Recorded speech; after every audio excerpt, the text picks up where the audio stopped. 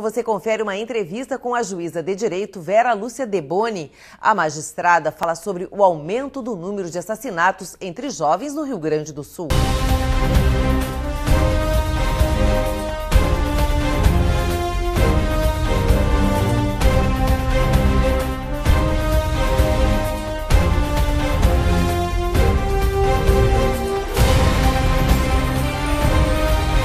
Estudo divulgado recentemente pelo Mapa da Violência 2012, Crianças e Adolescentes do Brasil, do pesquisador Júlio Jacobo Weissenfels, aponta que a taxa de assassinatos entre jovens aumentou no Rio Grande do Sul.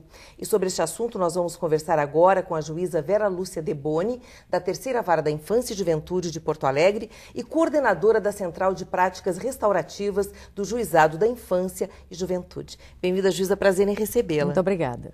Alguns estados, como Rio de Janeiro e São Paulo, conseguiram diminuir os números da violência envolvendo jovens. Por que o mesmo não aconteceu aqui no estado? Que fatores contribuíram para este aumento de homicídios nesta faixa etária anunciada pelo mapa? Bem, Vera, o Mapa da Violência ele tem sido produzido pela Unesco já há muitos anos. Portanto, ele pode e deve ser considerado um documento bastante confiável. O pesquisador Júlio Jacobo é uma pessoa que conheço pessoalmente, tive essa oportunidade, essa alegria, e me chamou profundamente a atenção os números alarmantes que nós temos hoje nesse mapa da violência. E embora o Rio Grande do Sul não tenha tido um crescimento tão significativo, mas houve um crescimento. Diferente do que acabou acontecendo na pesquisa e que mostra o Norte e o Nordeste com números alarmantes, de Alagoas, que é um estado tão pequeno, com uma população pequena e que consegue ter um crescimento que chega a ser exponencial, passando de 200%, e no total chegou a 370 e alguma coisa por cento do país. Se pensar em causas disso, eu acho que é um assunto muito complexo. Nós tivemos durante muito tempo, nós tínhamos um discurso no Brasil de que o que causava violência era a estratificação social, era a pobreza, era a falta de oportunidades, era a falta de distribuição de renda. E se nós olharmos especificamente para o Nordeste e olharmos também, por consequência, para o Rio Grande do Sul, nós passamos a ter um ganho bastante significativo em todos esses fatores. Se a distribuição de renda melhorou, o país tem um crescimento econômico importante, estamos ali com uma das maiores economias do mundo, nós temos hoje ao menos um acesso à escola que está quase universalizado, e quando nós olhamos para aquilo que nós tínhamos como sendo as justificativas anteriores, me parece que não servem mais. Então, hoje, o que tem se pensado e o que os pesquisadores dizem e quem trabalha com segurança pública aponta? Que nós estamos sofrendo de uma migração da criminalidade.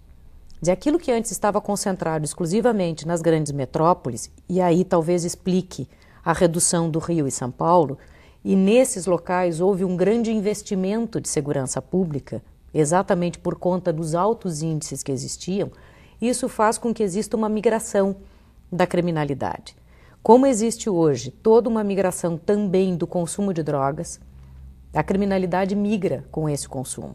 Antes aquilo que era quase que, entre aspas, um triste privilégio da cidade grande, que era o tráfico de entorpecentes, hoje se encontra apreensões de tráfico de entorpecentes em todas as cidades, em todos os rincões do Brasil.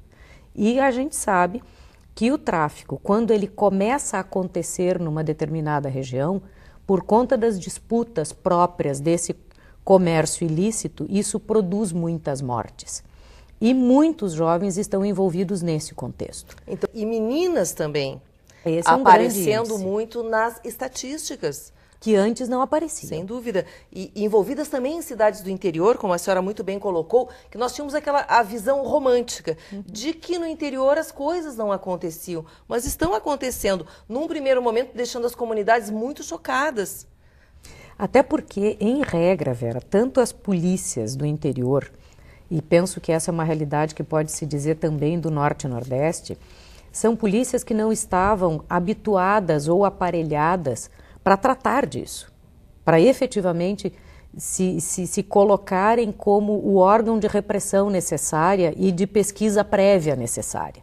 Então, esse é um aprendizado que com certeza a Polícia do Rio de Janeiro já tem, a Polícia de São Paulo já tem, a de Porto Alegre tem caminhado a passos largos nisso, mas no entorno de Porto Alegre, nas cidades menores, as delegacias de polícia eram muito mais para outras atividades, para outros crimes, do que propriamente para esse crime investigativo que vem do tráfico, vinculado a grandes facções ou a grandes disputas de território de tráfico, e para essa criminalidade que traz essa letalidade tão importante.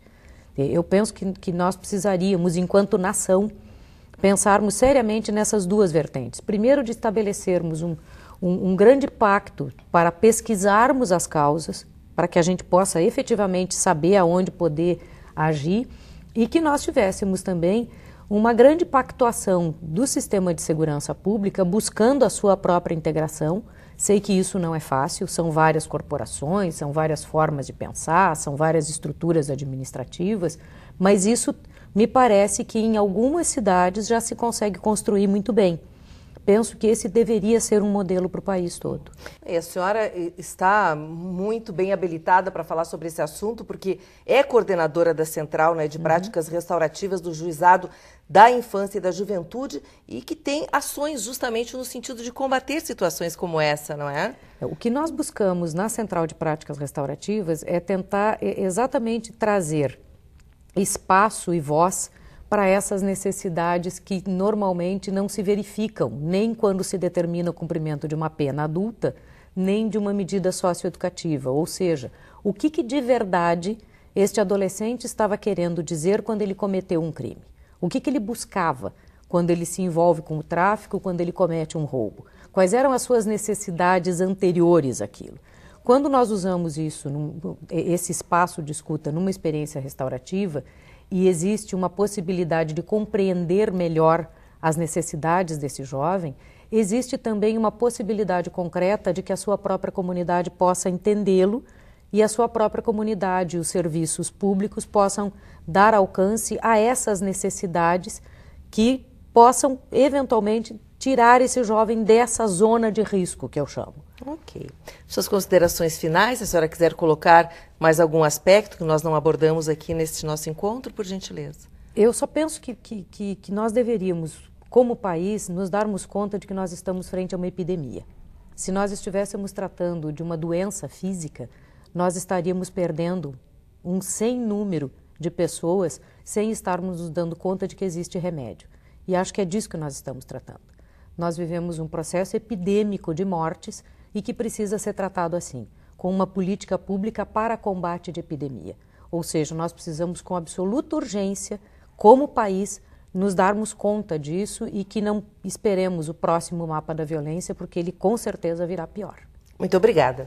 Nós agradecemos a presença da juíza Vera Lúcia Deboni, da Terceira Vara da Infância e Juventude de Porto Alegre. O programa Justiça Gaúcha de hoje fica por aqui. Se você quer mandar uma mensagem para a nossa produção, anote o nosso e-mail. É imprensa@tj.rs.gov.br.